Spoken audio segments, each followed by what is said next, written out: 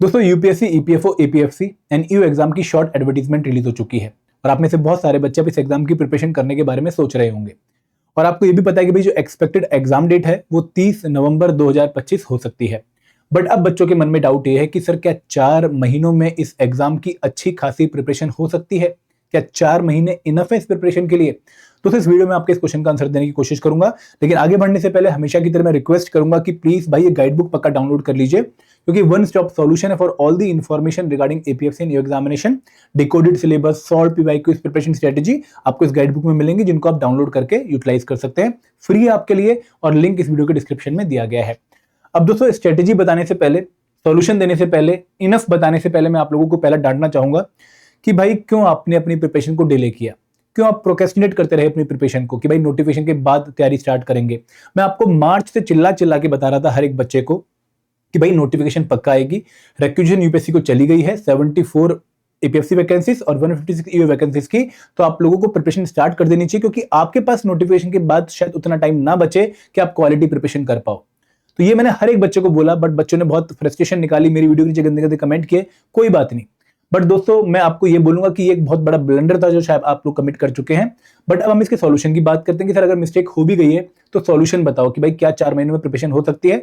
तो मैं सबसे पहले आप लोगों से रिक्वेस्ट ये करूंगा कि भाई एक बार अपना स्टेटस आइडेंटिफाई करिए, अपना लेवल आइडेंटिफाई करिए, अपनी सिचुएशन आइडेंटिफाई करिए कि भाई आप कहां पर स्टैंड करते हैं।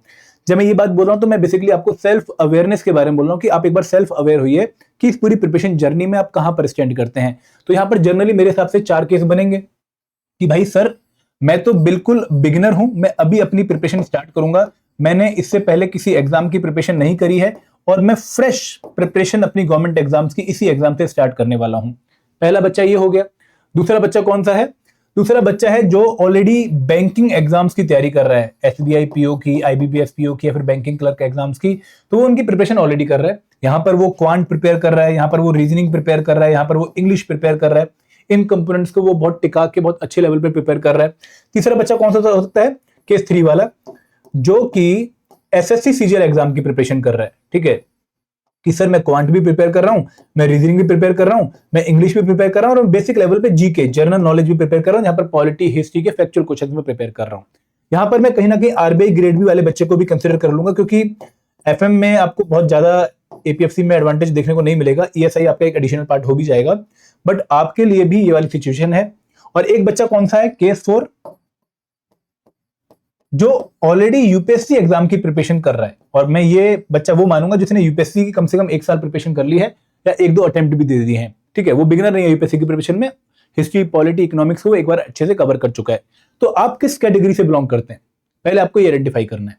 अब फॉर एग्जाम्पल अगर आप केस 4 यूपीएससी से बिलोंग करते हैं तो यहां पर मैं सजेस्ट ये करूंगा कि हाँ भाई सिचुएशन अंडर कंट्रोल है, क्योंकि आपने ऑलरेडी 70% सिलेबस अपनी यूपीएससी की प्रिपरेशन में कवर कर लिया है।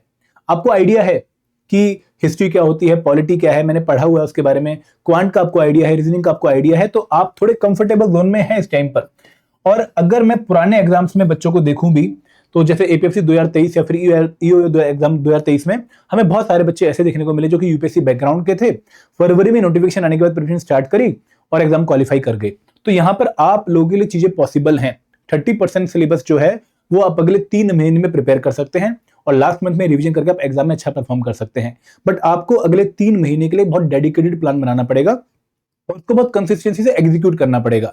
आपको यूपीएससी की प्रिपरेशन कंटिन्यू रखनी है, क्योंकि 70% प्रिपरेशन आपका वहीं से होगा, लेकिन जो 30% न्यू पोर्शन आपने प्रिपेयर करना है उसके लिए आपको टाइम देना पड़ेगा। फॉर एग्जाम्पल आपको अकाउंटेंसी को एटलीस्ट 25 डेज देने पड़ेंगे, आप लोगों को आयर एंड लेबर लॉ के लिए मिनिमम 25 डेज देने पड़ेंगे अगर आप दिन में डेली 2 से 2.5 घंटे या 3 घंटे पढ़ते हैं। आप लोगों को कंप्यूटर अवेयरनेस को लगभग 10-15 दिन देने पड़ेंगे। आपको सोशल सिक्योरिटी को एटलीस्ट पर डे 3 घंटे और लगभग 10 दिन देने पड़ेंगे। ऐसे आपको ऑडिटिंग एंड इंश्योरेंस के लिए लगभग 10 दिन देने पड़ेंगे। तो आपको अगले 3 महीनों में ये 30% सिलेबस कवर करके 70% रिवाइज करके आगे एग्जाम में जाना है। तो आपकी सिचुएशन थोड़ी अंडर कंट्रोल है।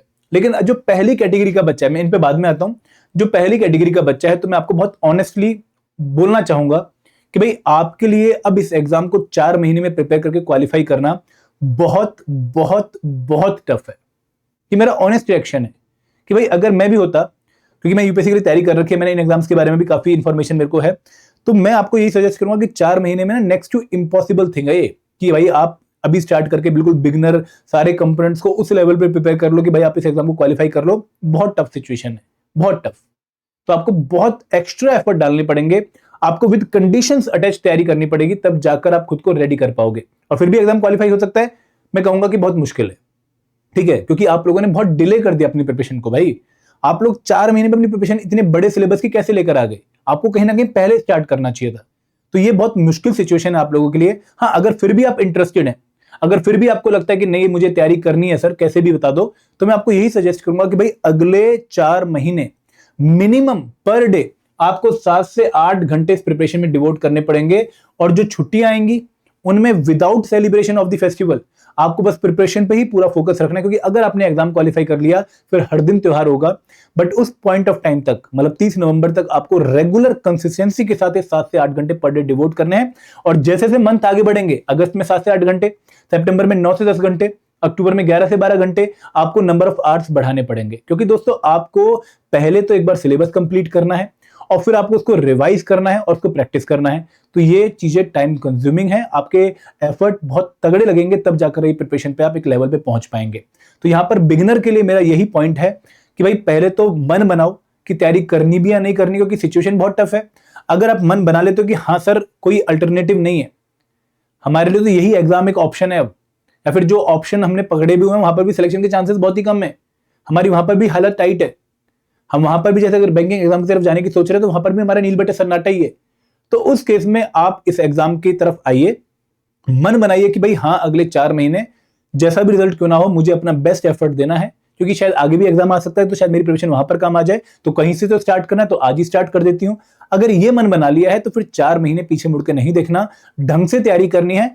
हाँ, पॉसिबिलिटी है कि आप प्रिपरेशन उस लेवल तक ले जा सकते हो अगर आप ये पूरी कंडीशन अटैच करो, 7 से 8 घंटे पढ़ना, वीकेंड्स पे टाइम बढ़ाना, हर मंथ टाइम इंक्रीज करना, तो आप प्रिपरेशन कर सकते हो।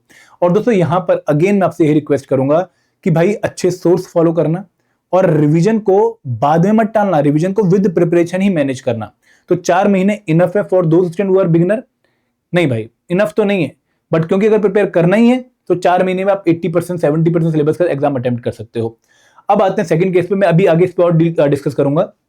वापस आते हैं हमारे बैंकिंग वाली कैटेगरी वाले बच्चे पे और एसएससीजीएल वाली कैटेगरी पे। पहले मैं बैंकिंग वालों के लिए बात करना चाहूंगा। अगेन देखो 4 महीने ना आपके लिए भी टफ है प्रिपरेशन करनी, क्योंकि आप क्यूआरई प्रिपरेशन ही कवर कर पाए हो, केवल आप सिर्फ 1/3 प्रिपरेशन कवर कर पाए हो। क्यूआरई के पेपर में 35 क्वेश्चन आएंगे, आपको लगभग जो है 85 क्वेश्चन की और प्रिपरेशन करनी है, और वहां पर कंपोनेंट्स छोटे नहीं है। आपको जीएस के polity, history, economy, general science, PDG component prepare करने हैं, आपको accountancy, auditing, iron labour law, social security, ये कंपोनेंट प्रिपेयर करने हैं। तो आपके लिए भी एटलीस्ट जो पर डे टाइम है वो greater than equal to 6 hours होना ही चाहिए, तब जाकर आप 3-3 घंटे की 2 शिफ्ट लगा के 3 महीने में सिलेबस कंप्लीट कर पाओगे। तो आपके लिए भी सिचुएशन टाइट है, बट थोड़ी सी कंट्रोल है। कैसे कंट्रोल है? क्योंकि भाई क्यूआरई वाला जो इंपॉर्टेंट पोर्शन था, जहां पर बिगिनर को तो काफी टाइम देना पड़ेगा, प्रैक्टिस करनी पड़ेगी, वो आपका अंडर कंट्रोल और एक अच्छे लेवल पे प्रिपेयर है। मतलब वो लेवल ऑटोमेटिकली आपको एपीएफसी में काफी जो है हेल्प करेगा सिंपल क्वेश्चन को सॉल्व करने में। तो यहां पर एटलीस्ट 6 घंटे पर डे डिवोट करिए, नंबर ऑफ आवर्स अगेन बढ़ाइएगा, तब जाकर आप अपने लिए टाइम इनफ पाएंगे। अगर सीजीएल वाला बच्चा है तो अगेन यहां पर मैं 6 आवर्स तो बोलूंगा कि भाई 6 आवर्स आप भी डिवोट करो, क्योंकि आपने जीके बहुत बेसिक लेवल पे प्रिपेयर करिए, आपको लेवल इसका इंक्रीज करना पड़ेगा, आपको इसको यूपीएससी सीएससी के लेवल पे लेके जाना पड़ेगा, और उसके बाद आप लोगों को स्पेशल कंपोनेंट्स भी प्रिपेयर करने पड़ेंगे। तो अगेन आपके लिए भी 6 घंटे। तो फिर ये बहुत ही प्रैक्टिकल में बात कर रहा हूं। देखो अगेन मैं आपको ड्रीम्स ही नहीं दिखा रहा हूं कि भाई हाँ 4 महीने में हो जाएगा हमारा कोर्स, नहीं, मैं क्लियरली कह रहा हूं कि भाई पॉसिबल नहीं है, बहुत मुश्किल है, बहुत मुश्किल है। क्योंकि मतलब बेवकूफ बनाने से क्या फायदा, बाद में आपको खुद पता लगेगा कि सर ये तो इंपॉसिबल था, इतना बड़ा सिलेबस 15 कंपोनेंट्स का कैसे कवर करूं।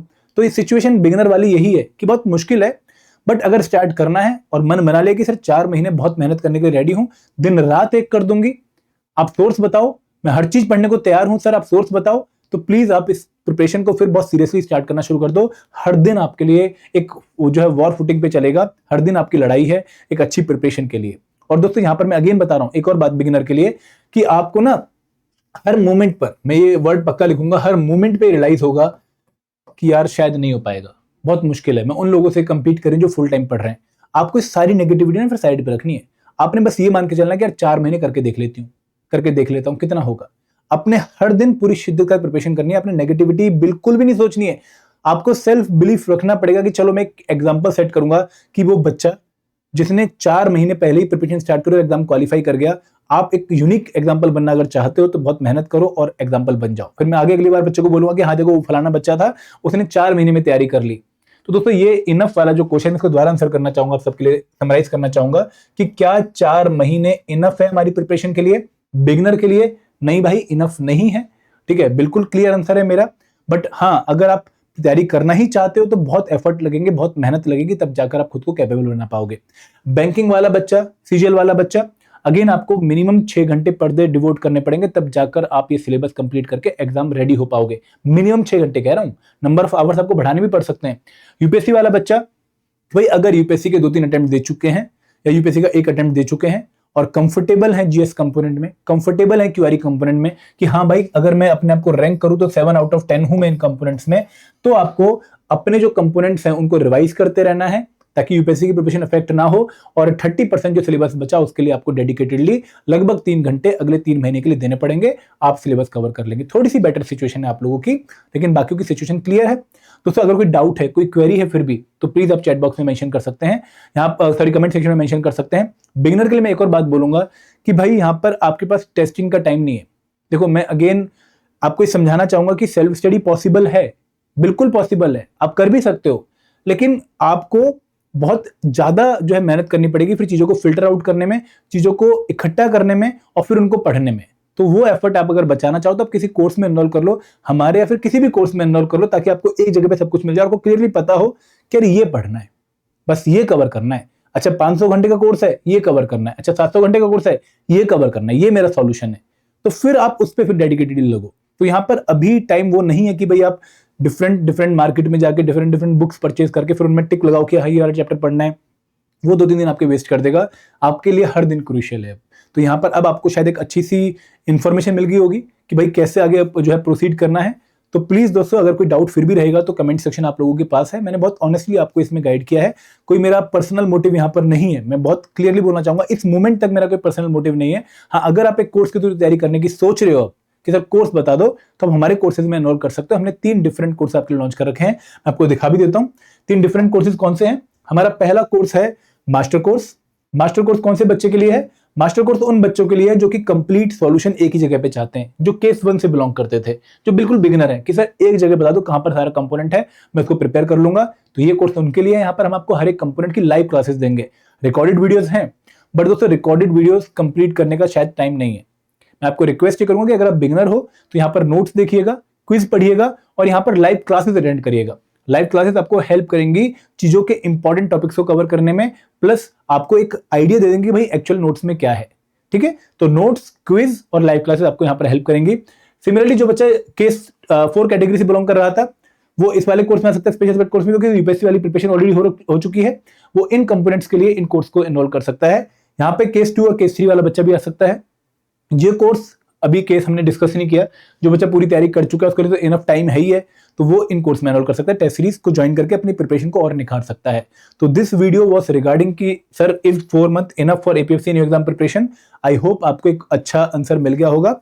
और दोस्तों मैं एक और बात बोलूंगा कि दिस इज द मोमेंट जहां पर आप अपनी लाइफ चेंज करने के लिए कुछ डिसीजन लोगे कि भाई ये मेरे लिए आगे की 4 महीने की मेरी जो है प्लानिंग है और इससे मैं ये करना चाहता हूं। तो वो जो डिसीजन है ना वो बहुत जल्दी ले लीजिए और पूरा एग्जीक्यूट करना शुरू कर दीजिए।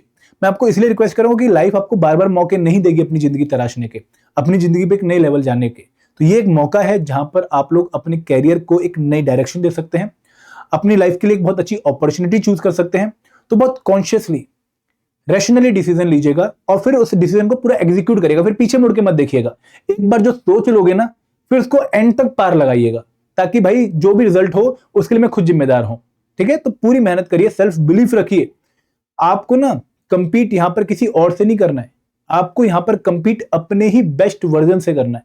अगर आप अपना बेस्ट जो है परफॉर्मेंस दे दोगे, आपको कोई नहीं रोक सकता इस एग्जाम की सिलेक्शन में।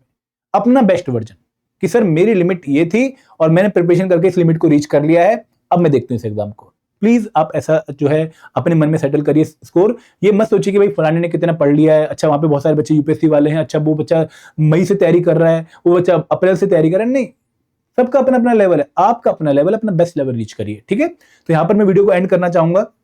Thank you very much. जय हिंद, जय भारत।